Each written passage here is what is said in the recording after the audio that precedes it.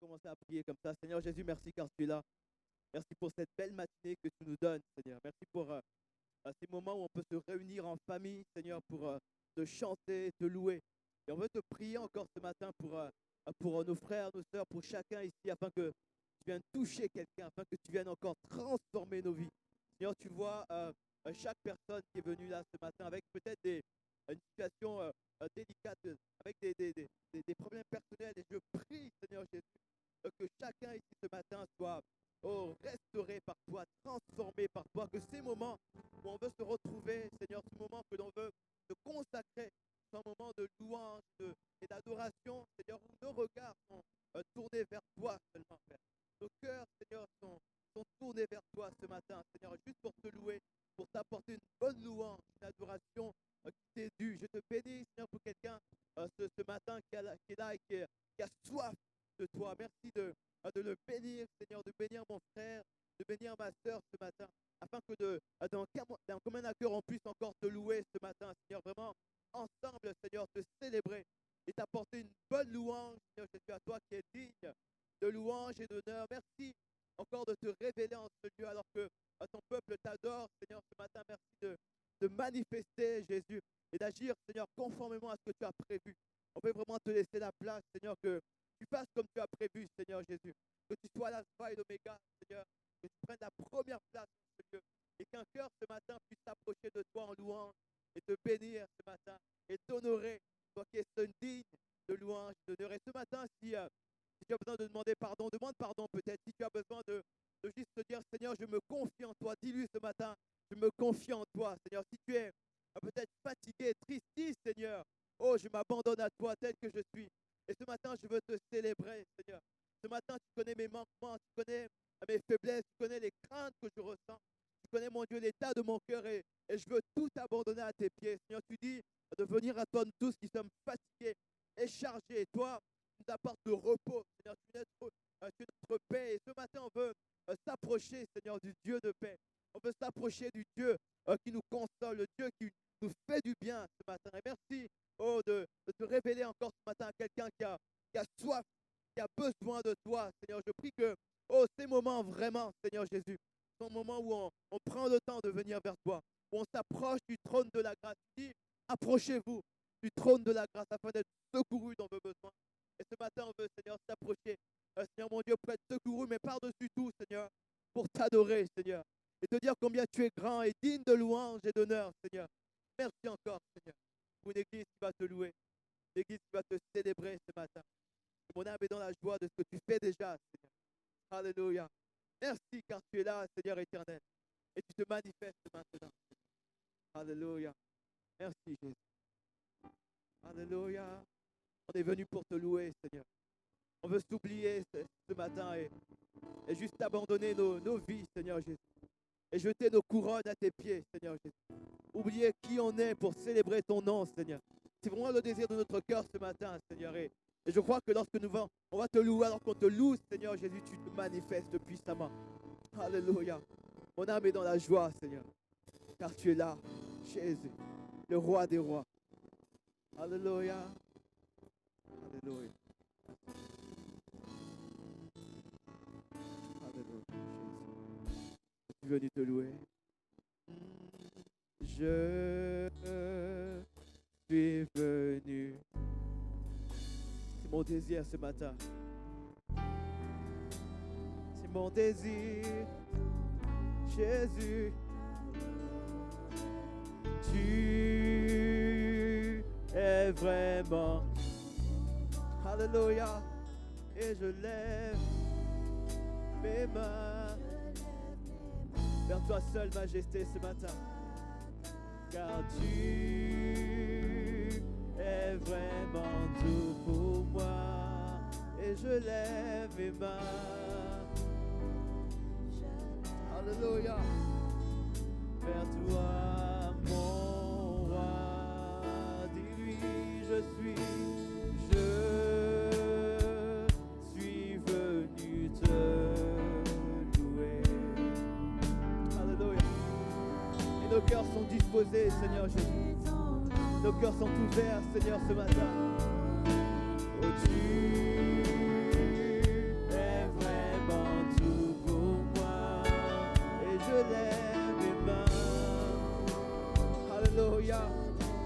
levons nos mains vers toi ce matin pour t'adorer. Car tu, Seigneur, es vraiment tout. Et je lève mes mains vers toi. Dis-lui, vers toi, mon roi.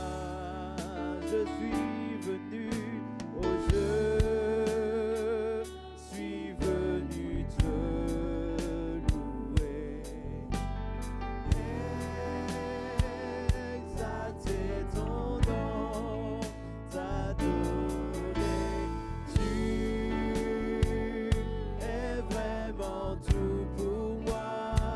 Et je lève mes mains, Jésus, vers toi, Jésus. Car tu, oh oui, tu es tout pour nous.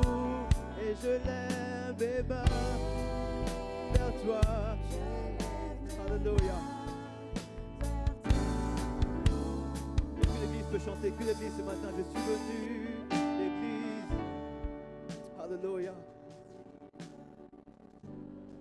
Seigneur, c'est le chant que nous louons vers toi ce matin.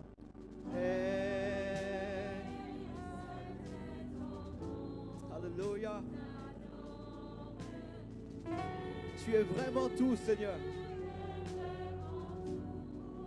Il n'y a personne comme toi ce matin. Nous levons nos voix, Seigneur, et nos cœurs vers toi seul ce matin. Oh, nous jetons nos couronnes, Seigneur, pour honorer le roi des rois et le Seigneur des seigneurs ce matin. Alléluia. Tu es, et je lève mes mains vers toi. Et tous ensemble, chantons-le encore une fois. Jésus. Je suis venu tous ensemble. Je suis venu exalter, exalter ton nom, t'adorer. Tu es vraiment tout pour moi. Et je lève mes mains vers toi, roi des rois. Toi qui es digne de louange et d'honneur, est vraiment tout pour moi. Et je lève mes mains,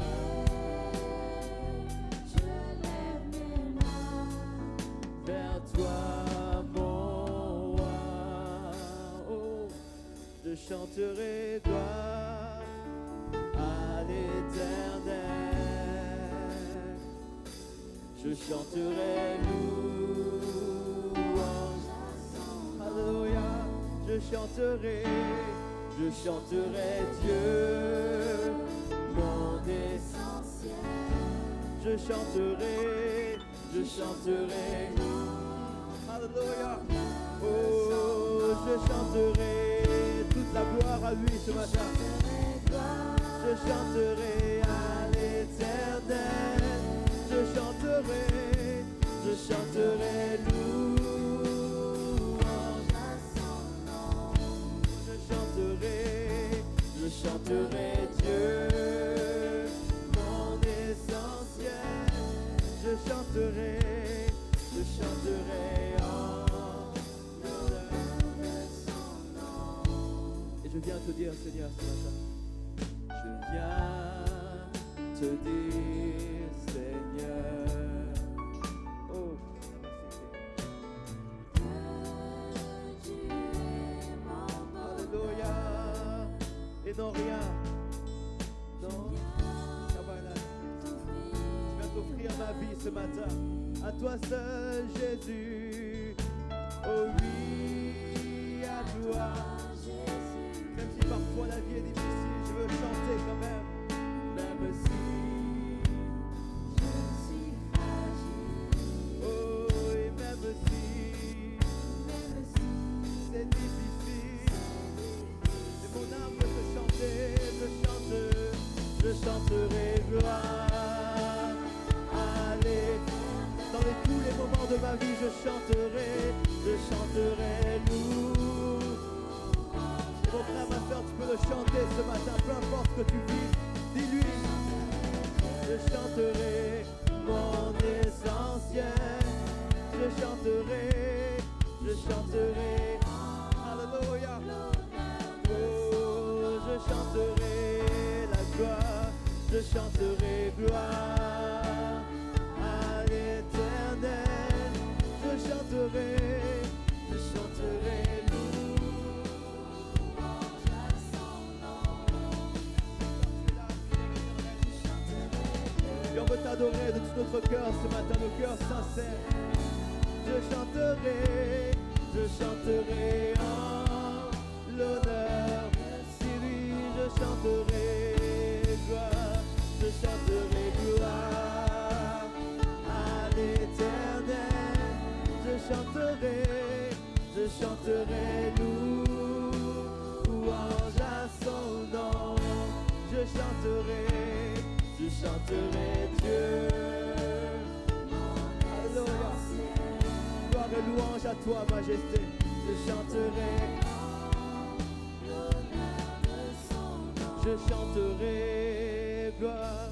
chanterai gloire à l'Éternel. Je chanterai louange à son nom. Je chanterai Dieu, mon essentiel. Je chanterai en l'honneur de son nom. Alléluia, je chante louange à ton nom. Alléluia. Louange à ton nom. À toi seul, majesté. Jésus.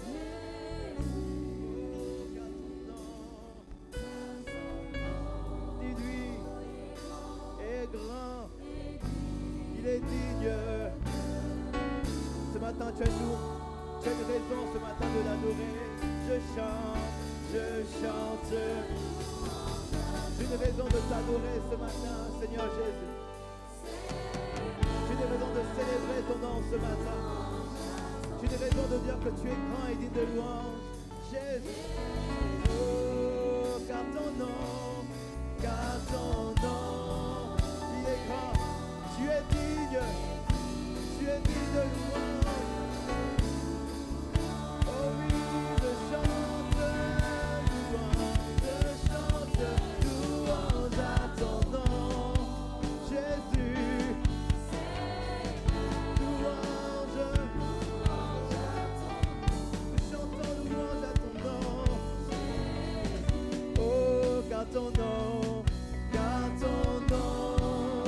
est grand et digne. Tu es digne de louange. Je chante louange à ton nom. À toi la majesté, à toi l'honneur et la gloire ce matin, Seigneur. Et Seigneur, ton Église te chante ce matin. Ton Église glorifie ton nom. Oh, car ton nom est grand et digne de. Oh, je chante louange à toi, Jésus, Seigneur. Louange à ton nom.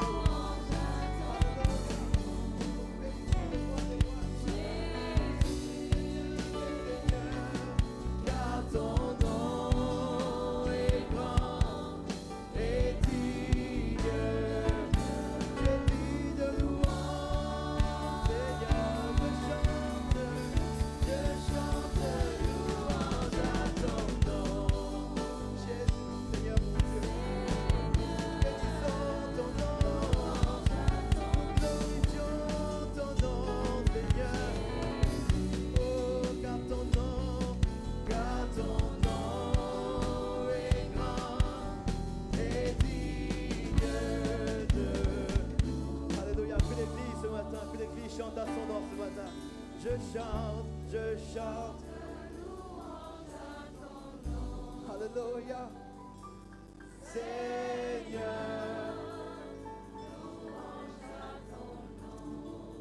Alléluia, Jésus. Oh, car ton nom, il est grand. Tu es digne. Oh, personne n'est digne de louange, si ce n'est toi ce matin. Je chante louange à toi le roi des rois ce matin qui fait ton entrée. Merci car tu es présent en ce lieu, Seigneur. Nous honorons ta présence, Seigneur Jésus. Alléluia. Oh, car ton nom, il est grand, il est digne, tu es digne. Alléluia. Oh, car ton nom, je chante louange à ton nom. Seigneur, louange à ton nom. Oh, toi qui es digne, Jésus, car ton nom est grand et digne de louange. Et à la fois je chante louange à ton nom. Seigneur, louange à ton nom. Jésus, car ton nom est grand et digne de. Alléluia.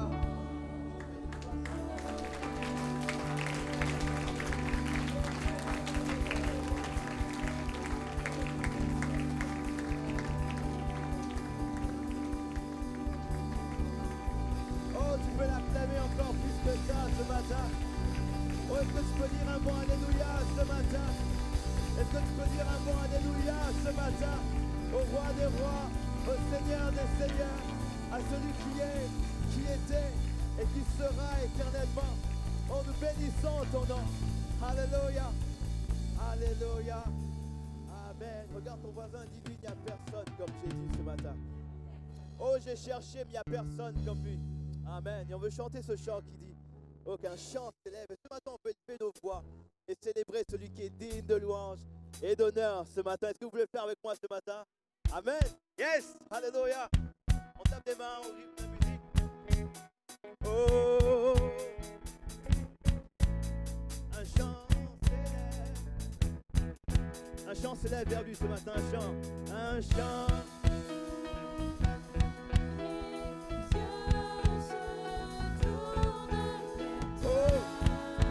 Se tourne vers toi. Alors que tu chantes, l'espoir revient. Oh, l'espoir. Les cœurs se tournent. Alléluia. Oh oui. Oh, un chant s'élève. Un chant. Les cœurs se tournent vers toi. L'espoir renaît, l'espoir renaît, les cœurs soupirent après toi, puis après toi, Seigneur, en te voyant, nous retrouvons, oh, quand nous sommes en ta, notre crainte s'enfuit, oh oui. S'enfuit, Hosanna, Hosanna, tu es le roi, à toi la gloire, Hosanna, Hosanna, et nous t'accueillons en ce lieu, Seigneur, oh, sois le bienvenu, roi des rois. Hosanna, Hosanna, Hosanna. Tu es le roi, à toi la gloire. Hosanna, Hosanna.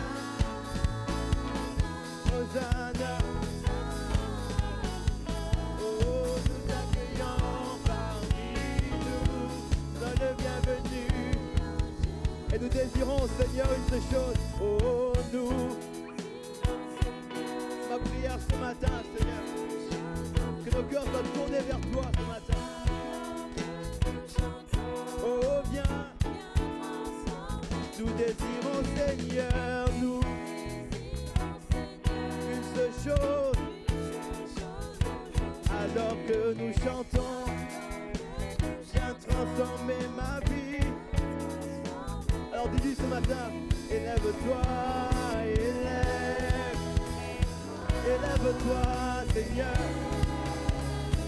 Élève-toi en ce lieu. Élève-toi, élève.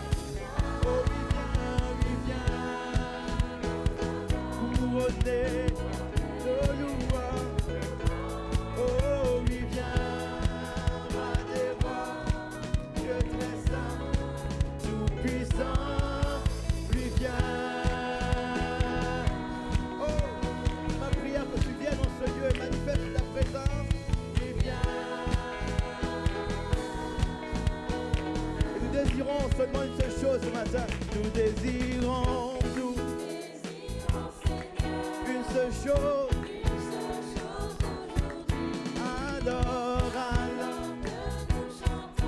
oh viens Seigneur, nous désirons Seigneur, nous,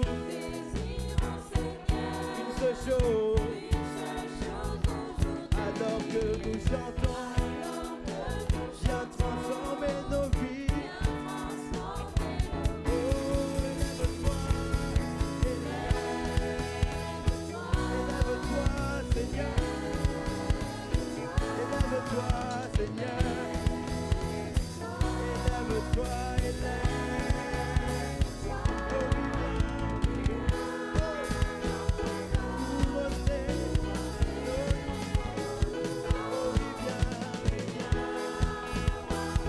Dieu très saint, tout puissant. Oh, il vient. C'est ma prière, Seigneur, que tu viennes et manifester ta présence.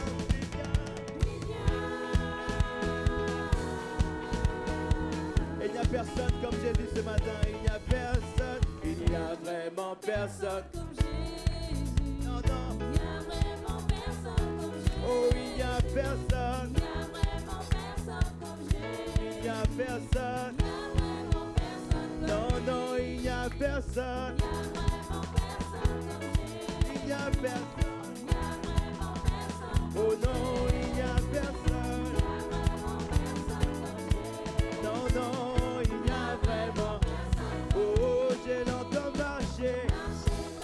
Il n'y a personne comme lui.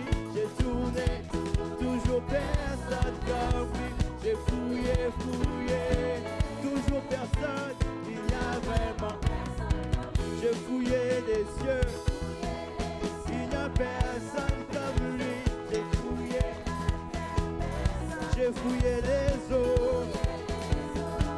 Il n'y a personne. Oh, non, non, il n'y a personne. Il n'y a vraiment. Oh, il n'y a personne. Non, non, il n'y a personne. Et j'ai cherché, il n'y a personne comme lui. Non, non, il n'y a personne. Il n'y a personne. Non, non, il n'y a personne comme lui. Oh non, il n'y a vraiment. Oh, je l'entends marcher. Il n'y a personne comme lui. J'ai tourné, toujours personne. J'ai fouillé, fouillé, toujours personne. J'ai fouillé les cieux. Personne comme lui. J'ai fouillé. Personne.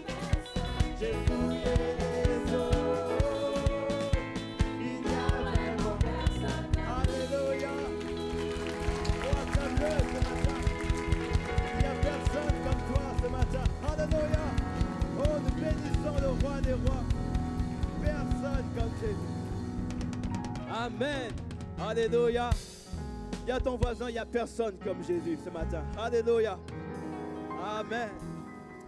Et ce matin, j'aimerais, alors que le service d'accueil s'approche, on peut prier pour les offrandes ce matin. Amen. Et remercier le Seigneur pour tout ce qu'il a fait pour nous.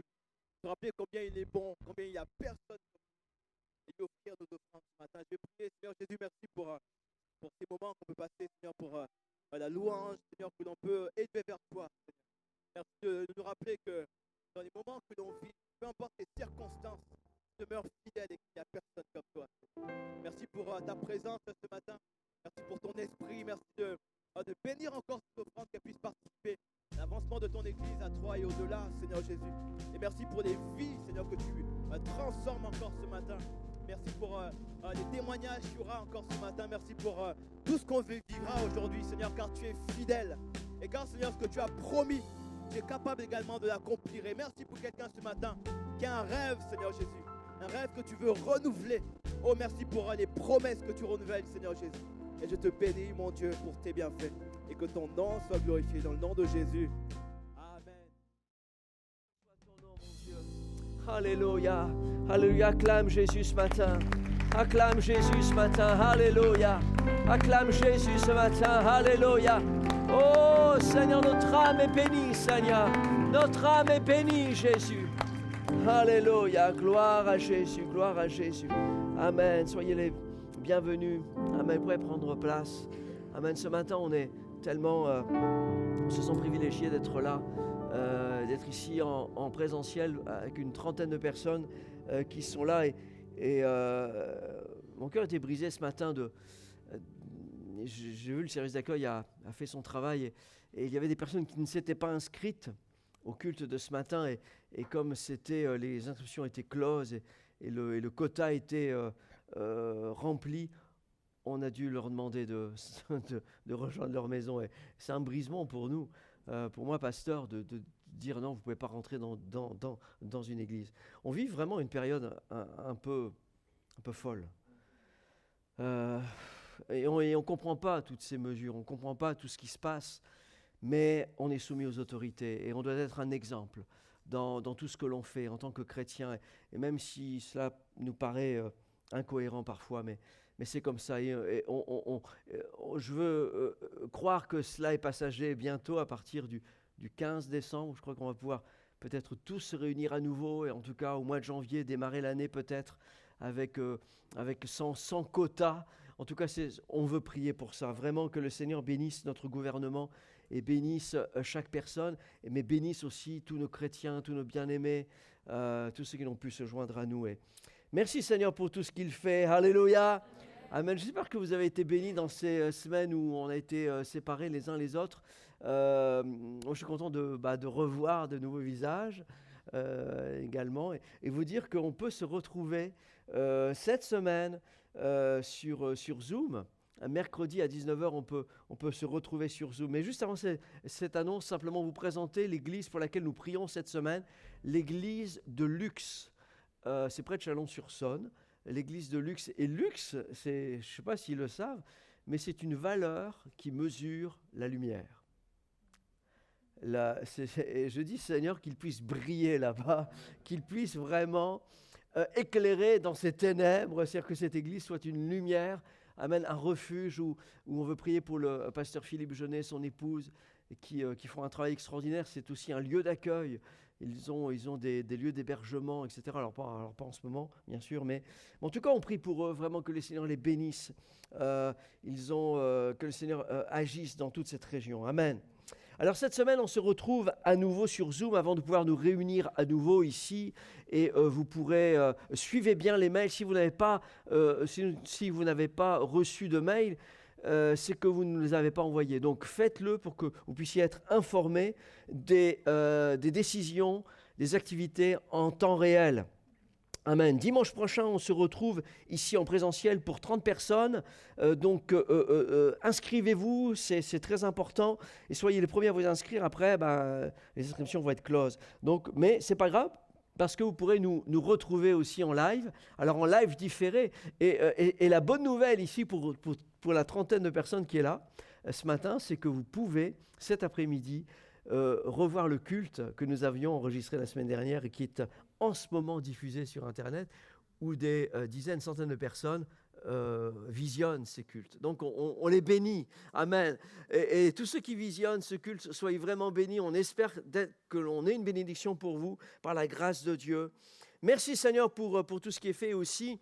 On veut vous dire que pour les dons, les offrandes, ceux qui ne sont pas encore ici, vous pouvez le faire en ligne sur notre site Internet. Vous allez dans l'onglet « Église » et nous soutenir. Et merci d'avance pour votre soutien parce que ça participe à l'avancement du royaume de Dieu. Et c'est notre devoir, c'est bibliquement, on doit le faire, on le fait de tout notre cœur, mais on sait que ça va être une bénédiction pour tous ceux qui vont rejoindre la nouvelle Église dans laquelle nous serons dans la volonté de Dieu l'année prochaine, au milieu d'année prochaine. Merci Seigneur, alléluia, on prie pour que la grâce de Dieu vraiment soit sur ce projet, et il le fait actuellement. Alors, sans plus tarder, ce matin, on veut inviter Patrick, un jeune serviteur de Dieu, qui va bientôt terminer, je crois, ses cours à l'école biblique de la Porte Ouverte. Et d'ailleurs, on va bientôt assister, je crois, à la remise des diplômes, enfin, quand ce sera possible. Mais enfin, voilà, encore quelques mois, encore quelques persévérances, Patrick, hein, d'études. Et on veut prier ce matin pour le serviteur de Dieu. Seigneur Jésus, nous te prions, Seigneur, de bénir ta parole ce matin. On te demande, Seigneur, d'agir à travers elle, Seigneur, dans nos cœurs, dans nos vies, Seigneur, dans tous ceux qui visionnent ce culte, Seigneur, que tu puisses les bénir. Et merci pour les témoignages de guérison, les témoignages de bénédiction, Seigneur, parce qu'en ces temps de confinement, en ces temps très particuliers, tu continues d'agir. Seigneur, toi, tu n'es pas confiné. Ton esprit, Seigneur, va dans les cœurs. Ton esprit, Seigneur, pénètre, Seigneur, ceux qui sont enfermés dans leur esprit, ceux qui sont en prison, Seigneur, Seigneur, dans leur dépression, dans leur oppression. Mais, Seigneur, tu les délivres ce matin. Et ta parole est esprit et vie. Alors, Seigneur, nous la recevons avec joie. Que ton nom soit loué, Jésus. Amen, amen, amen. Gloire à Jésus.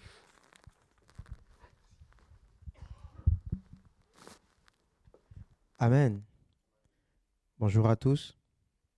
Ça y est, les bienvenus encore ce matin. Je suis heureux de vous retrouver après des très longs moments comme ça où c'est pas évident de venir et d'être que nous les serviteurs. Ça fait du bien de voir l'Église. Amen. Je vous assure, ça fait vraiment du bien de voir l'Église. C'est pas toujours évident que de venir et de louer Dieu avec les chaises. C'est toujours bien de le faire avec du monde. C'est beaucoup plus vivant. Bon, vous comprenez un peu notre manque. Vous nous avez manqué, nous, les serviteurs de Dieu. Je pense que c'est ça qui fait l'Église. Alléluia. En tout cas, soyez bénis. Je prie d'être aussi une source de bénédiction pour vous ce matin et que vous soyez bénis aussi au travers de cette parole que je vais apporter ce matin. Alléluia. Amen. OK. On peut y aller? Amen. Je ne sais pas, pour ceux qui regardent les cultes en ligne actuellement, le pasteur est en train de prêcher actuellement, le terme de son message actuellement, c'est la marche chrétienne. Donc, depuis 2 semaines, et pour ceux qui le regardent le culte aujourd'hui, depuis 2 semaines, il nous parle sur la marche chrétienne. Et moi, en écoutant ces messages-là, je ne pouvais pas parler d'autre chose ou parler de quelque chose de totalement opposé à ce qu'il parlait. C'est la raison pour laquelle je réfléchissais cette semaine et je me disais, Seigneur, qu'est-ce que je veux bien dire? Je n'ai pas envie d'être en déphasage avec l'esprit qui est en train de conduire ton Église actuellement. Et je bénis Dieu de ce qu'il m'a donné un thème à partager avec vous ce matin sur comment réussir sa marche chrétienne. Vous savez, on parle de marche chrétienne et tout, on nous dit qu'il faut marcher avec Dieu, on nous dit plein de choses. Mais on ne sait pas toujours comment réussir. Ou bien comment savoir qu'actuellement, dans ma marche, je suis bien ou pas bien. En général, si, on peut le savoir quand même. Mais il y a aussi des moyens, des méthodes aussi qui permettent à chacun d'entre nous d'identifier si selon la position que nous sommes, actuellement, nous sommes bien avec Dieu ou nous ne sommes pas bien. Alléluia. Ainsi, donc, quand on parle de marche, en fait, il y a l'option de se mettre en mouvement, de se déplacer. Quand on parle de marcher, ça veut dire je quitte d'un endroit A pour aller à un endroit B. Donc, l'action de marcher entraîne ce qu'on appelle un mouvement. L'action donc de marcher entraîne ce qu'on appelle le fait que je quitte d'un statut A pour un statut B. Ça veut dire je quitte d'une condition A pour aller dans une condition B. On est d'accord? La première chose que j'aimerais voir avec vous ici, quand on parle de la marche, des fois on marche, on ne peut pas marcher pour rien. On marche pour un objectif. Vous et moi, quand on parle de marche chrétienne, on parle de marche chrétienne parce qu'il y a un objectif derrière. Mais c'est quoi l'objectif aujourd'hui de notre marche chrétienne? Et cet objectif, chacun d'entre nous, nous le savons. Mais je voudrais rappeler à l'Église ici l'objectif. L'objectif de notre marche chrétienne. Si aujourd'hui, je le crois de tout mon cœur, Pasteur Denis vient et fait une série de messages sur la marche chrétienne, c'est parce qu'il sait que l'objectif de ta marche chrétienne, c'est d'aller au ciel.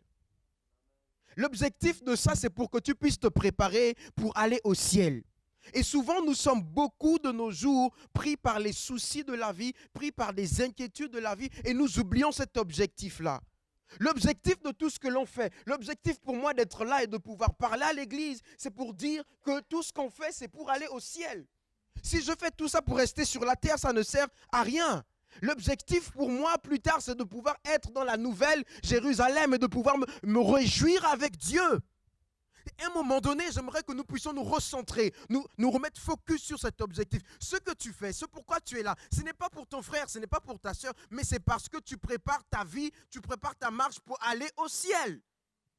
Et si à un moment donné, nous oublions cet objectif-là, nous serons constamment frustrés. Nous serons constamment frustrés ou alors nous serons totalement déphasés de ce que Dieu attend de nous. Des fois, il est important de refixer nos yeux sur l'objectif. Et l'objectif, frères et sœurs, quand on parle de la marche chrétienne, tout ce qu'on va dire, tout ce qu'on va enseigner, et d'ailleurs même l'objectif de toutes les prédications, c'est de préparer l'Église à aller au ciel. Et j'aimerais en vérité dire cela à quelqu'un. Ton objectif sur la terre, c'est d'aller au ciel. J'aimerais lire avec vous, si vous avez vos Bibles, je vous l'encourage à le prendre. Est-ce qu'on peut ensemble prendre nos Bibles ce matin? Apocalypse chapitre 21, à partir du verset 9. Apocalypse chapitre 21 à partir du verset 9. Alléluia. J'aimerais vous parler de ça, le ciel, de ce qui nous attend, de la raison pour laquelle tu persévères, pour laquelle je persévère, de la raison pour laquelle je n'abandonne pas, tu n'abandonnes pas, de la raison pour laquelle il n'y a pas de raison d'abandonner, mais de persévérer. Apocalypse chapitre 21 à partir du verset 9 dit: puis, un de ces 7 anges qui tenaient les 7 coupes remplit les 7 derniers fléaux, et il m'adressa la parole en disant: viens, je te montrerai l'épouse, la femme de l'agneau. Il me transporta en esprit sur une grande haute montagne, et il me montra la ville sainte, Jérusalem, qui descendait du ciel d'auprès de Dieu, ayant la gloire de Dieu. Son éclat était semblable à celui d'une pierre très précieuse, d'une pierre de jaspe, transparente comme du cristal. Elle avait une grande haute muraille. Elle avait 12 portes et aux portes 12 anges. Et des noms écrits, ceux des 12 tribus des fils d'Israël. À l'Orient, 3 portes. Au nord, 3 portes. Au midi, 3 portes. Et à l'Occident, 3 portes. La muraille de la ville avait 12 fondements, et sur eux, les 12 noms des 12 apôtres de l'agneau. Celui qui me parlait avait pour mesure un roseau d'or, afin de mesurer la ville, ses portes et sa muraille. La ville avait la forme d'un carré, et la longueur était égale à la largeur. Il mesurait la ville avec le roseau et trouva 12 000 stades. La longueur, la largeur, la hauteur étaient égales. Il mesura la muraille, trouva 54 coudées, mesure d'homme, qui avait celle de l'ange. La muraille était construite en jaspe et la ville était d'or pur, semblable à du verre pur. Les fondements de la muraille de la ville étaient ornés de pierres précieuses de toute espèce. Le premier fondement était de jaspe, le second de saphir, le troisième de chalcédoine, le quatrième d'émeraude, le cinquième de sardonyx, le sixième de sardoine, le septième de chrysolite, le huitième de béryl, le neuvième de topaz, le dixième de chrysophase, le onzième d'un symphage, le douzième c'est des fois même des noms que je ne sais pas. Mais ce que j'aimerais ici voir avec vous encore, pourquoi je lis ce texte-là, c'est que j'aimerais voir en fait, c'est vous dire, voici ce qui nous attend.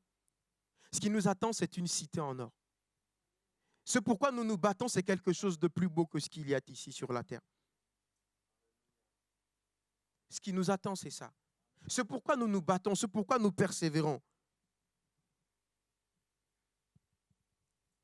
C'est la raison pour laquelle nous nous battons.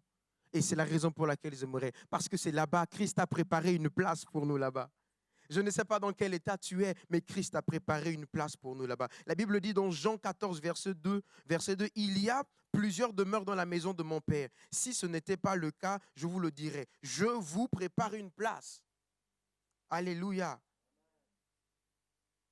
Ainsi, alors ce que je fais ce matin, c'est une piqûre de rappel pour dire aux gens que l'objectif, c'est d'aller au ciel. L'objectif, c'est d'aller au ciel. J'aime bien, en fait, des fois quand on parle, l'objectif, c'est d'aller là-bas. C'est souvent comme ça, nous les Africains, quand on parle, on aime bien cette façon de parler, de dire l'objectif pour nous, c'est d'aller là-bas. L'objectif pour toi, l'objectif pour moi, c'est d'aller là-bas. Et pendant que je préparais ce message-là, je me rappelais d'un chant qui dit « J'irai là-bas parmi les anges ». J'irai là-bas parmi les anges, près d'Emmanuel, me consoler, passant mon temps à la louange, dire à Jésus un grand merci. C'est la raison pour laquelle je voudrais que tu te battes. C'est la raison pour laquelle j'aimerais que tu persévères. Si tu marches aujourd'hui, c'est pour aller au ciel. Alléluia. Alors je suis conscient que oui, il y a des souffrances. Oui, il y a la persécution. Oui, il y a la souffrance émotionnelle, psychologique, des maladies, des infirmités, des abus, des échecs, des déceptions, des violences. Oui, il y a tout ça. Il y a certainement toutes ces choses que tu vis ou que je peux vivre. Mais que cela ne t'éloigne pas de l'objectif. Que cela ne nous éloigne pas des objectifs. Romains chapitre 8, à partir du verset 18, dit « J'estime que les souffrances du temps présent ne seraient comparables à la gloire à venir. » Frères et sœurs, c'est une réalité. Les souffrances présentes ne sauraient être comparables à ce qui nous attend. Ce qui nous attend est beaucoup plus grand. J'ai beaucoup plus de raisons de persévérer. J'ai beaucoup plus de raisons de marcher, même si c'est difficile, même si je prends des coups par la vie. J'ai beaucoup plus de raisons de persévérer parce que ce qui m'attend est plus glorieux que si j'abandonne maintenant. Alléluia. Alléluia. Merci Seigneur. C'est la première chose que j'aimerais voir avec vous quand on parle de la marche. C'est parce que notre objectif, c'est d'aller au ciel. Mais maintenant, j'aimerais qu'on puisse entrer proprement dans ce que je voudrais vous partager ce matin. Et quand on parle de marche, moi j'ai pris l'exemple de la marche d'Abraham. Abraham dans l'histoire de Genèse 22. Genèse 22, là où l'Éternel parle à Abraham et l'Éternel dit à Abraham d'aller sacrifier son fils. J'aimerais qu'ensemble ce matin, nous puissions voir tout le texte de ce passage-là, de cet épisode de sa vie, et en tirer des leçons pour nous aider à marcher dans la voie que le Seigneur a tracée pour nous. Amen. Lisons ensemble Genèse chapitre 22 à partir du verset. Genèse chapitre 22. Genèse chapitre 22. À partir du verset 1 jusqu'au verset 14. La Bible dit, après ces choses, Dieu mit Abraham à l'épreuve et il lui dit, Abraham, il répondit, me voici. Dieu dit, prends ton fils, ton unique, celui que tu aimes, Isaac, va-t'en au pays de Morija et là, offre-le en holocauste sur une montagne que je te dirai. Abraham se leva de bon matin, sella son âne et prit avec lui 2 serviteurs et son fils Isaac. Il fendit du bois pour l'holocauste et partit pour aller au lieu que Dieu leur avait dit. Le 3e jour, Abraham leva les yeux, vit le lieu de loin. Et Abraham dit à ses serviteurs, restez ici avec l'âne. Moi et le jeune homme, nous irons jusque-là pour adorer. Et nous reviendrons auprès de vous. Abraham prit le bois pour l'holocauste, le chargea sur son fils Isaac et porta dans sa main le feu et le couteau. Et ils marchèrent tous deux ensemble. Alors, Isaac, parlant à Abraham, son père, dit, « Mon père !» Il répondit, « Me voici, mon fils Isaac. » Isaac reprit, « Voici le feu et le bois, mais où est l'agneau pour l'holocauste ?» Abraham répondit, « Mon fils, Dieu se pourvoira lui-même de l'agneau pour l'holocauste. » Et ils marchèrent tous deux ensemble. Lorsqu'ils furent arrivés au lieu que Dieu lui avait dit, Abraham y éleva un autel et rangea le bois. Il lia son fils Isaac et le mit sur l'autel par-dessus le bois. Puis Abraham étendit la main et prit le couteau pour égorger son fils. Alors l'ange de l'Éternel l'appela des cieux et dit, « Abraham, Abraham. » Il répondit, « Me voici. » L'ange dit, « N'avance pas ta main sur l'enfant et ne lui fais rien, car je sais que maintenant tu crains Dieu et que tu n'as pas refusé ton fils, ton unique. » Abraham leva les yeux et vit derrière lui un bélier retenu dans un buisson par les cornes. Et Abraham alla prendre les béliers et l'offrit en holocauste à la place de son fils. Abraham donna à ce lieu le nom de Yahweh Jireh. C'est pourquoi l'on dit aujourd'hui la montagne de l'Éternel qui sera pourvue. Alléluia.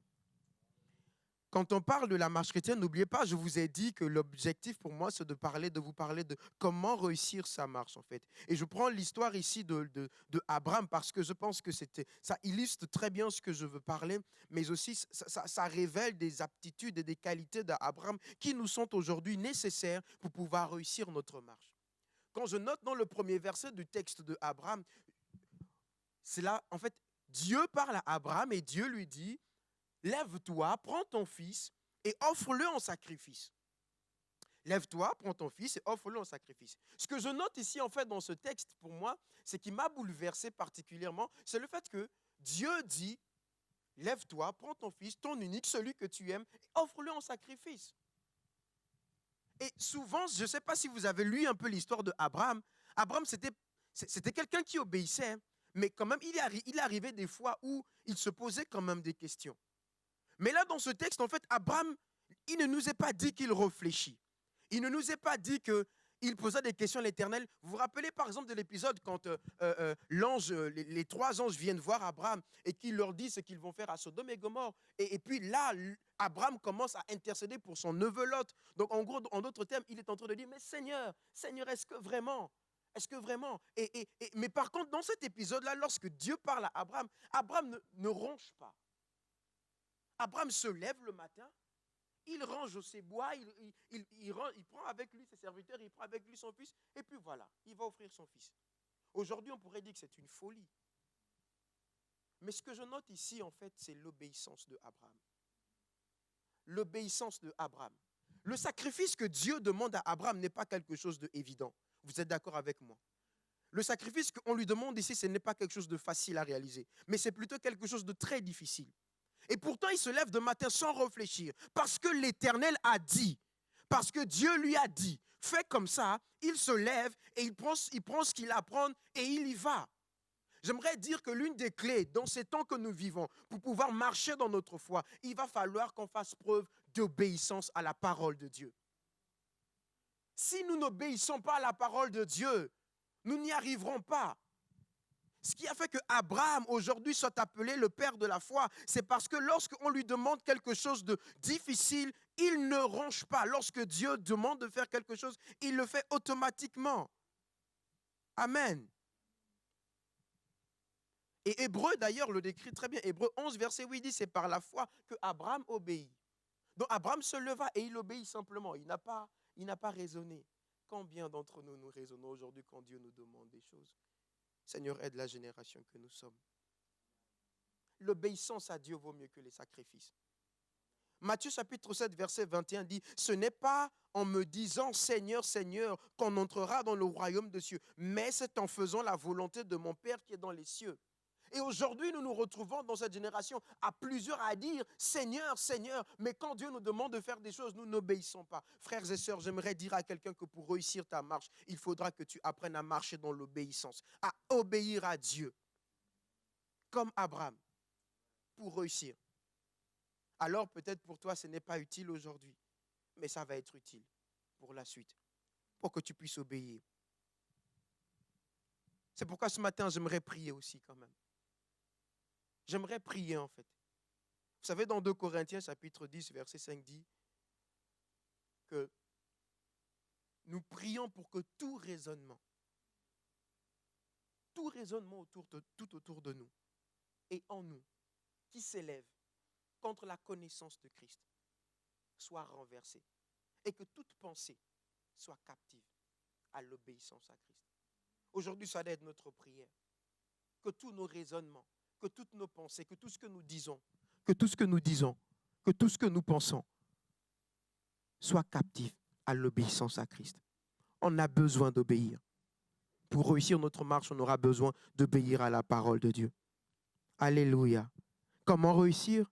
C'est en obéissant. En obéissant à la parole de Dieu.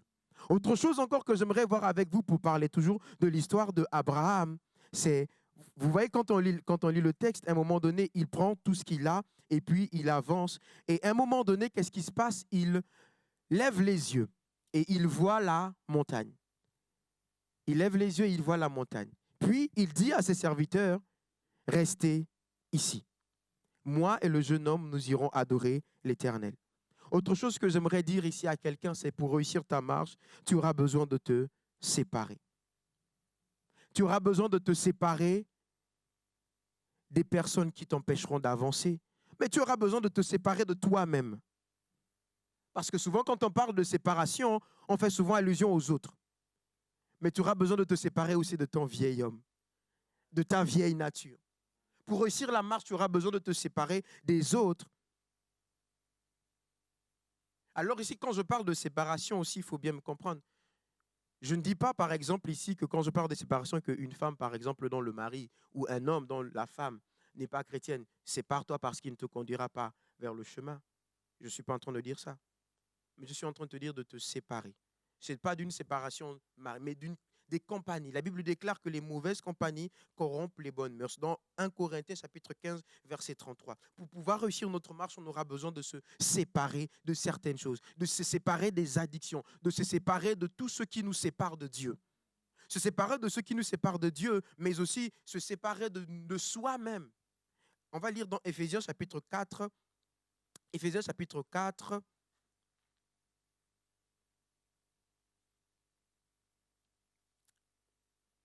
Vous y êtes? Éphésiens chapitre 4 à partir du verset 20. Éphésiens chapitre 4 à partir du verset 20. Non, là je suis dans Philippiens. Éphésiens chapitre 4 à partir du verset 20. Mais vous, ce n'est pas ainsi que vous avez appris Christ. Si du moins vous l'avez entendu, et si conformément à la vérité qui est en Jésus-Christ, c'est en lui que vous avez été instruits à vous dépouiller. C'est ainsi que vous avez instruit à vous dépouiller. Par rapport à votre vie passée, du vieil homme qui se corrompt par les convoitises trompeuses, à être renouvelé dans l'esprit de votre intelligence. Et à revêtir l'homme nouveau, créé selon Dieu dans une justice et une sainteté que produit la vérité. Pour pouvoir réussir sa marche, il faudrait à un moment donné se séparer. Si je ne me sépare pas des mauvaises compagnies, je ne réussirai pas. Mais j'aimerais encore aller plus loin parce que ça, c'est la logique en fait que l'on peut comprendre. Mais j'aimerais dire en fait que il sera important pour nous de nous séparer parce que Abraham ne peut pas aller à la montagne avec ses serviteurs. Abraham, quand il est avec ses serviteurs, la chose qu'il fait, c'est qu'il voit la montagne. Mais c'est surtout encore, j'aimerais encore dire à quelqu'un que à la montagne, il ne va pas avec ses serviteurs. Il y a des choses que tu ne verras pas, que tu n'entendras pas, que tu ne sauras pas de la part de Dieu tant que tu seras entouré. Et ça me rappelle en fait un message que le pasteur avait prêché ici, où il dit, aujourd'hui, parfois, on est beaucoup trop entouré. Et des fois, pour pouvoir aller au sommet de la montagne, pour aller voir ce que Dieu veut, pour aller entendre ce que Dieu veut te dire, il faudra que tu te sépares. Si je ne me sépare pas, ça n'ira pas. Tant que je suis trop entouré, tant que je ne passe pas du temps avec Dieu. Et vous savez, la séparation dont je parle ici, même encore plus, c'est encore plus loin, c'est d'une séparation que j'appelle, une séparation pour être seul, que j'appelle la solitude spirituelle. La solitude spirituelle, c'est la capacité d'un homme à se couper de tout ce qu'il fait pour se centrer que sur Dieu, pour se centrer que sur ce que Dieu lui a demandé de faire, pour passer du temps avec Dieu, pour prier Dieu, pour l'adorer, pour le louer, seulement seul à seul. Mais aujourd'hui, on se rend compte que dans une génération, les mariés et les femmes passent du temps à prier ensemble, mais combien de mariés et de femmes prient seuls? Combien aujourd'hui de personnes, en fait, passent du temps seules avec Dieu? Dieu t'attend là-bas, tout seul à la montagne. Dieu t'attend tout seul dans ce lieu. C'est la raison pour laquelle il faut que tu te sépares, des fois. de tout ce qu'il y a comme divertissement. Alléluia. Amen. Alléluia. Que Dieu nous aide à comprendre cela. Que si nous voulons réussir dans notre marche, il faudra que de temps où nous nous mettons à part pour lui. Une autre chose qui m'a, moi, particulièrement encore parlé dans ce texte, c'est au moment où ils montent ensemble. Donc, ils se sont séparés, ils montent ensemble. Et puis, là, Isaac pose la question à son père, où est l'agneau? Vous vous rappelez? Il pose la question à son père, où est l'agneau? Et là, son père dit, Dieu se pourvoira lui-même de cet agneau. Souvent, on a eu la pensée derrière ce texte de se dire, quelle douleur pour Abraham, il sait qu'il va aller sacrifier son fils, et son fils lui demande encore, mais père, où est l'agneau? Quelle douleur! Mais j'aimerais vous apporter une autre approche ce matin. Isaac pose la question à Abraham, où est l'agneau? J'aimerais dire à quelqu'un que la qualité de la réponse d'Abraham dépend de la question de Isaac. Et pourquoi je parle encore de ça? Quand je prends Abraham et Isaac, je vois la relation père-fils. Je vois la relation fils-père. Pour réussir dans notre marche chrétienne, on aura besoin de revenir à cette relation dans les prochains jours. On aura besoin de rétablir cette relation dans l'Église. Ce qui fait qu'Abraham puisse dire une parole qu'il n'a jamais entendue, quelque chose qu'il n'a jamais vu, c'est parce que derrière, il y a quelqu'un, il y a son fils qui lui pose la question. Où sont les pères? Où sont les mères spirituelles? Où sont ces personnes-là à qui les jeunes peuvent aller voir et aller dire comment on fait pour y arriver? Et ensuite, ce père reçoit la révélation et dit, voici ce qu'il faut faire pour y arriver. J'aimerais que nous puissions revenir à cet état-là. Vous savez, dans l'Église primitive, il y avait toujours cette notion. L'apôtre Paul, qui est un grand apôtre, il avait un père. Quand il s'est converti, il n'a pas avancé tout seul. Il avait un père spirituel qui l'a instruit, qui l'a montré ce qu'il fallait qu'il fasse, qui a battu tous les raisonnements qu'il avait pour lui montrer la vérité de l'Évangile. La qualité de la réponse d'Abraham dépend de la question. Il faut des fils qui posent des questions et des pères qui soient là pour renseigner. Pour réussir, on aura besoin de pères et de mères spirituels. Pour réussir, j'aimerais que nous puissions revenir à cet état-là où avant, on pouvait, où on ne s'arrêtait pas juste à se demander comment est-ce que tu vas, mais où véritablement il y ait des personnes qui prennent en main les vies des moins jeunes et qui ensemble bâtissent quelque chose de solide. Aujourd'hui aussi, si la génération est beaucoup ballottée par tout vent de doctrine, c'est parce que cet objectif-là n'a pas été accompli. On l'a quelque part mis de côté. J'aimerais qu'on revienne à cela.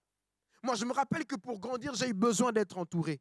Être entouré de personnes, des pères spirituels qui étaient là pour me parler, pour me dire, voici comment tu dois faire. Papa, revenez à cette chose-là.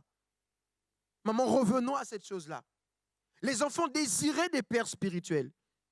Désirez des personnes qui vous enseignent, qui investissent, qui bâtissent dans vos vies. Parce que la révélation, des fois, va dépendre de votre relation que vous avez tous les deux. La connaissance de ce que Dieu va faire peut venir de l'un ou de l'autre. Grâce à ces questions, tu peux recevoir la réponse. Et grâce à la réponse, le fils est moins troublé. Parce que je suis sûr que quand le fils il marche, il se dit, mais oui, où est l'agneau? Où est l'agneau? Il est troublé parce qu'il ne voit pas, on y va, ok, on va pour adorer, mais où est l'agneau?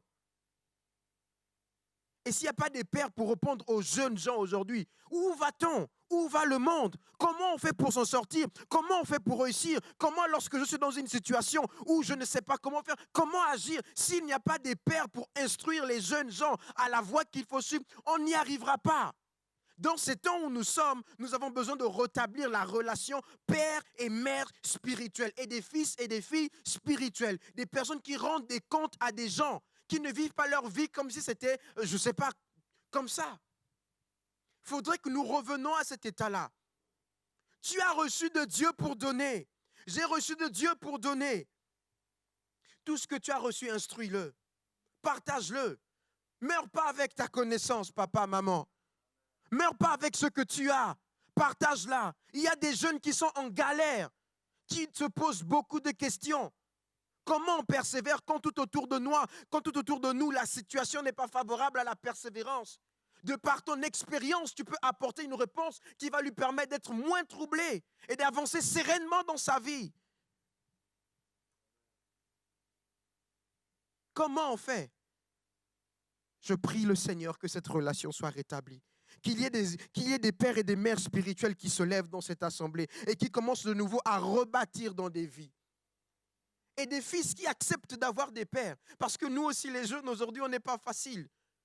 On aime bien, derrière l'autonomie, on aime bien notre dépendance. On se dit qu'on n'a pas besoin des anciens. J'aimerais dire à quelqu'un qui m'écoute, même en ligne, tu as besoin d'un père ou d'une mère spirituelle, de quelqu'un qui investit dans ta vie, de quelqu'un à qui tu rends des comptes. Ça t'aidera dans ta marche. Quand tu tomberas, tu auras une épaule à qui tu pourras te confier, quelqu'un qui pourra prier pour toi. Revenons à cela. Alléluia. Merci Seigneur. Alléluia. Poursuivons ensuite. On poursuit encore? Amen. Dans la suite, on voit que dans l'histoire d'Abraham, donc il va pour offrir le sacrifice. Et puis là, l'Éternel lui parle. Moi, je ne sais pas vous, mais quand je lisais le texte, je me dis, aujourd'hui, on peut le lire d'une façon, ouais, comme une histoire. Mais mettez-vous dans le contexte. Imaginez. Imaginez ce qui se passait actuellement. Je suis allé dans mon imagination et je me suis dit certainement à l'instant où Abraham faisait ce sacrifice-là, le ciel tout entier était attentif à ce que Abraham allait faire. Le ciel tout entier était attentif, allait voir ce que Abraham allait faire. Allait-il obéir? Je suis sûr que Dieu sur son trône s'est assis et il regardait. Est-ce que Abraham va le faire? J'aimerais dire, il y a des dimensions d'obéissance que l'on n'atteint que quand on est sur la montagne. Il y a des choses qu'on ne peut faire que quand on est sur la montagne en intimité avec Dieu. Mais j'aimerais encore aller encore plus loin. Dans ce texte, en fait, quand on regarde, il s'apprête à offrir ce qu'il a de plus précieux, ce qu'il a de plus cher au monde, son fils. Imaginons la douleur. Imaginons ce qu'il ressentait.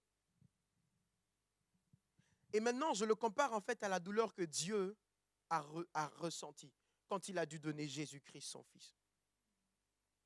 C'est une douleur semblable, son unique, et qu'il a offert. Et dont le monde a rejeté, alors qu'il n'avait pas péché. Et Abraham est là, il s'apprête à offrir son fils. J'aimerais dire, si je ne me sépare pas, si je ne bâtis pas ma vie avec un père ou une mère spirituelle, et que je ne me retrouve pas au sommet de la montagne, il y a de fortes chances que je ne puisse pas ressembler à Jésus-Christ. Abraham, en ce texte-là, fait de lui un type de Christ. Abraham, en cette situation même, fait d'Abraham un type de Christ. Parce qu'il va offrir, il va faire un sacrifice qui va être annonciateur de ce que Christ va faire. On est d'accord? Qui va être annonciateur de ce que Christ va faire. Qui va donner sa vie. Et Abraham ici est en train de montrer le modèle. C'est sur la montagne que l'on arrive à obéir à Dieu, mais encore à être comme Dieu. C'est en étant à part avec Dieu qu'on apprend à être comme Dieu. Je ne sais pas si je choque quelqu'un. Il est possible que tu sois comme Dieu. Pas que tu sois un Dieu, mais que tu sois comme Dieu. Que tu sois semblable. La Bible nous appelle pour être semblable à Christ. Et si à un moment donné, nous ne quittons pas, nous ne nous séparons pas, nous n'allons pas dans la montagne pour chercher la volonté de Dieu, nous ne saurons pas être comme Christ. J'aime un homme qui a dit cette phrase-là. Il dit, son objectif de vie chaque jour quand il se lève, c'est de tellement ressembler à Christ. C'est-à-dire, lui, quand il se lève le matin, son objectif de vie, c'est de ressembler à Jésus-Christ. Il se dit, je me suis levé, je veux ressembler à Jésus-Christ. Son objectif est de tellement ressembler à Christ que Christ n'a pas d'autre choix que de venir et de le prendre. C'est ça son objectif de vie. Et j'aimerais que ce soit l'objectif de vie de quelqu'un ce matin. Et de dire que ton objectif soit aujourd'hui d'être comme ce Abraham qui est prêt à tout laisser, tout abandonner pour être comme Jésus. Pour être appelé père de la foi, pour être quelqu'un qui bâtit dans des vies, pour être quelqu'un qui est une source de bénédiction, ressembler à Jésus tous les matins, tous les jours, à tout instant. L'objectif de ta vie, c'est de te dire, je veux ressembler à Jésus. Je veux ressembler à Jésus. Je ne veux pas ressembler à Patrick, je ne veux pas ressembler à José, bien que c'est un modèle pour moi, mais je veux ressembler à Jésus. Parce que je peux ressembler à José, je peux ressembler à Mika, je peux ressembler à Pasteur Denis, mais c'est des hommes. Je peux être déçu ou je peux les décevoir. Mais Jésus ne me déçoit jamais. Alors parce que je fixe les regards sur lui, le standard parfait, parce que je fixe le regard sur lui, je sais que je n'ai pas de raison d'abandonner, parce que lui ne me décevra jamais. Lui ne me décevra jamais. J'aimerais que cela soit le partage de quelqu'un ce matin. Comment faire pour réussir sa marche? J'ai dit la première chose, c'est de se dire que l'objectif, c'est le ciel. La deuxième chose que j'ai dit, c'est l'obéissance. L'obéissance. Nous n'avancerons pas loin sans obéissance. La troisième chose que j'ai dite ici, c'est la séparation. Abraham ne peut pas atteindre la montagne s'il n'est pas séparé, s'il ne se sépare pas. Ceux qui ne se séparent pas, vous savez ce qui se passe avec eux? Ils voient la montagne de loin, mais ils n'y accèdent pas. Ils voient la gloire de Dieu de loin, mais ils n'y accèdent pas. Ceux qui sont tout le temps entourés, ils voient les merveilles de Dieu. Ils voient ce que Dieu fait chez les autres, mais pas chez eux. Ils sont trop entourés.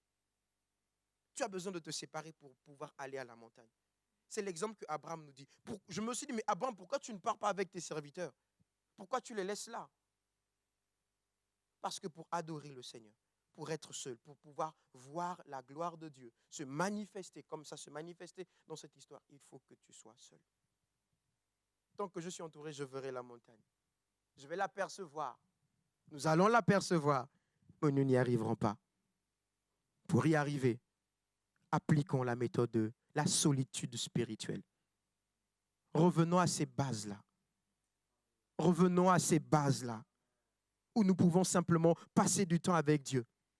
J'ai beaucoup aimé ce que le pasteur disait la semaine dernière, où il dit, ça faisait longtemps qu'il n'avait pas vu une personne prendre sa Bible par le smartphone, mais une vraie Bible, et puis s'asseoir et puis la lire. Revenons à ces bases-là, parce que nous sommes beaucoup trop dispersés. Que le Seigneur nous aide. L'autre chose encore que j'ai dit ici, c'est de rétablir la relation des pères et des fils. Rétablissons cela. Jeunes, honorons nos anciens. Anciens, aidez-nous à réussir à atteindre ce que vous avez atteint aujourd'hui. Et l'autre chose, la dernière, ressembler à Jésus. Ressembler à Jésus. Est-ce qu'on peut ensemble se lever ce matin? J'aimerais inviter le service d'accueil à s'approcher.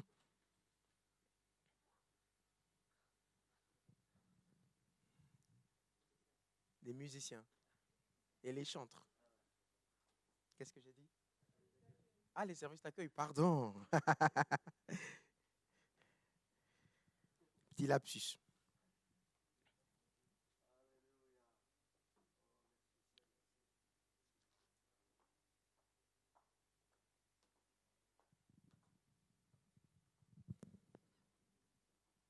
Pour réussir cette marche, Seigneur, combien nous avons besoin de revenir sur cet essentiel.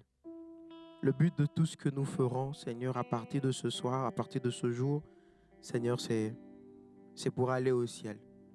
Cette demeure que tu nous prépares, Seigneur, cet endroit, Seigneur, orné d'or, Seigneur, là où tu nous as préparé une place, notre maison, c'est là-bas, Seigneur, que je veux aller. C'est là-bas que je veux être. Et je sais que pour cela, Seigneur, j'ai besoin d'apprendre à t'obéir. J'ai besoin de revenir sur le chemin de l'obéissance à toi, Seigneur. J'ai besoin de t'obéir de nouveau, Seigneur. De reprendre là où je me suis arrêté. Et de continuer pour ceux-là qui sont dans de bonnes conditions. Mais oui, Seigneur, nous avons plus que jamais besoin de t'obéir. Parce que tu dis, ce n'est pas tous ceux qui disent « Seigneur, Seigneur » qui entreront dans le royaume des cieux. Mais c'est ceux-là qui font la volonté de Dieu. C'est ceux-là qui t'obéissent. Fais de nous, Seigneur, cette génération, Seigneur Dieu, de croyants qui obéissent à ta parole, qui t'obéissent, toi, qui marchent dans la crainte de l'Éternel. Alléluia. Mais encore, Seigneur, nous voulons revenir, Seigneur, à la relation Père-Fils. Nous voulons que tu rétablisses cette chose-là que nous avons mis de côté, Seigneur. Et que par ta grâce, les pères, Seigneur, reprennent leurs fils. Et que les fils vont voir leur père. Et qu'ensemble, Seigneur, ils bâtissent des relations solides pour la gloire de ton nom, Seigneur. Mais aussi, Seigneur, pour pouvoir y arriver, nous avons besoin chaque jour de nous dire que nous voulons te ressembler. Je veux être comme Jésus. Mon frère ici qui m'entend veut être comme Jésus. Ma sœur également, elle veut être comme Jésus. Il y a encore en nous trop des choses du monde. Il y a encore en nous trop de choses du monde. L'amour du monde, Seigneur, n'est pas encore totalement parti. Alors que tu dis dans ta parole que l'amour du monde est inimitié à Dieu, Seigneur. Mais nous voulons ressembler à Jésus. Car plus nous te ressemblons, plus nous cherchons à te ressembler, plus, Seigneur, les choses de ce monde, Seigneur, n'aura pas de valeur pour nous. Je prie pour une génération qui désire ressembler à Jésus. Je prie pour des âmes qui désirent ressembler à Jésus. Toute leur vie, au nom de Jésus-Christ. Merci, Seigneur. Merci, mon Dieu. À toi la gloire, Seigneur. Alléluia.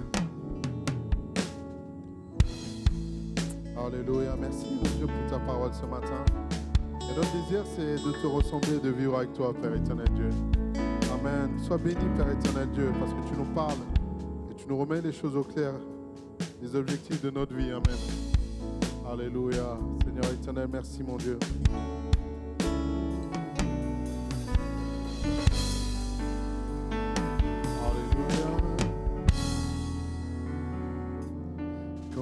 Je regarde ta sainteté et quand je contemple ta beauté, les choses qui m'entourent ne valent plus rien pour moi.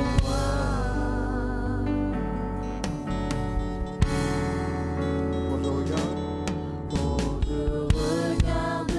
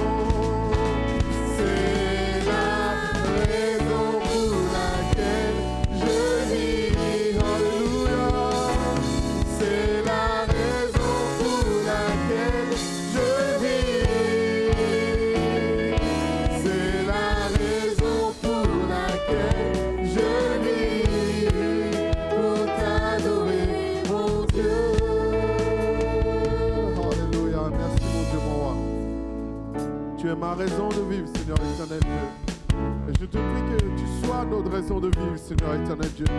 Tu sois la raison de vivre de ton Église et de ton peuple, Père éternel Dieu. Seigneur, que tu sois, Seigneur, la raison pour laquelle nous décidons d'avancer, Seigneur éternel Dieu. La raison pour laquelle nous prenons cette direction, Seigneur éternel Dieu. Notre vie, c'est de t'adorer. Notre vie, c'est de te rendre gloire, Seigneur éternel. Notre vie, c'est de t'obéir, de marcher avec fidélité avec toi, Seigneur. C'est la raison pour laquelle tu nous as appelés, Seigneur éternel Dieu, à vivre dans ta présence, Seigneur éternel. À vivre près de toi, Seigneur éternel. À contempler tes œuvres et à manifester tes œuvres, Seigneur éternel Dieu. Et que ton nom soit glorifié, Père éternel Dieu. Alléluia. Merci, mon Dieu, mon roi. Pour ta grâce infinie. Alléluia. Amen. Alléluia, Église. Vous qui regardez, soyez bénis. Amen. Partez dans la paix et dans la joie du Seigneur. Amen. On se retrouve ce mercredi sur Zoom. À bientôt. Que le Seigneur vous bénisse.